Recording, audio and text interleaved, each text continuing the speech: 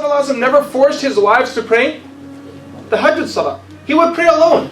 He encouraged it. It's a virtuous thing. The Prophet says, may Allah's mercy be upon a husband who wakes up for Tahajjud Salah and then does what? Sprinkles water. Wakes his wife up. And if she says no, then what does he do? He takes out the super soaker and sprinkles water on her. Not super soaker, but he sprinkles. The hadith mentions that he sprinkles water on her. And then he says, may Allah have mercy on the lady who wakes her husband up for Tahajjud Salah. And if he doesn't wake up, what does she do? She takes the water and she sprinkles it on him. It's not to tick the person off, by the way.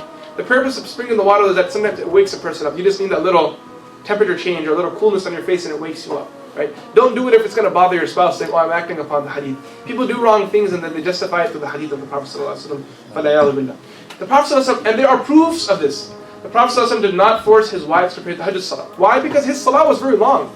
You know, there are actual narrations that show Aisha radiallahu anha used to be awake during the Tahajjud Salah and she wouldn't join him. You guys know that?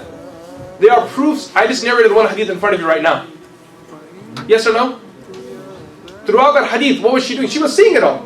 Therefore she was awake. But did she join him? She didn't join him in Tahajjud Salah. She didn't want to. That was her option. You understand? And the Prophet never imposed it on her.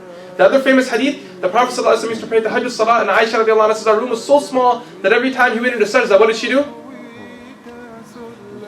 She pulled her legs back. You guys know that hadith? Every time, what did she do? She moved her. How did she move her legs back? What was she? She was awake. But she didn't join them because she didn't want to. If she wanted to, she did it herself. She prayed herself. But the Prophet never imposed it on her either. Which shows us something very important here. The husband and wife should be very careful on how they impose religion on their spouse. Obligatory acts, you encourage them to do it. And what was that last line there? He was careful to gently wake up his family for the obligatory prayers. Gently, he woke up his family for the obligatory prayers. Very kind, soft, and easy. Not being harsh and mean. Okay? This is how marriages break up. One of the common causes of divorce within Muslim households in America is difference of understanding of religiosity. One's on too high, one's too low. They started off on the same level. A few months later, sister says, the guy went hardcore on me. Or the guy says, sister went hardcore on me. Okay? You have to communicate your progress in your deen and work on it together. Gee.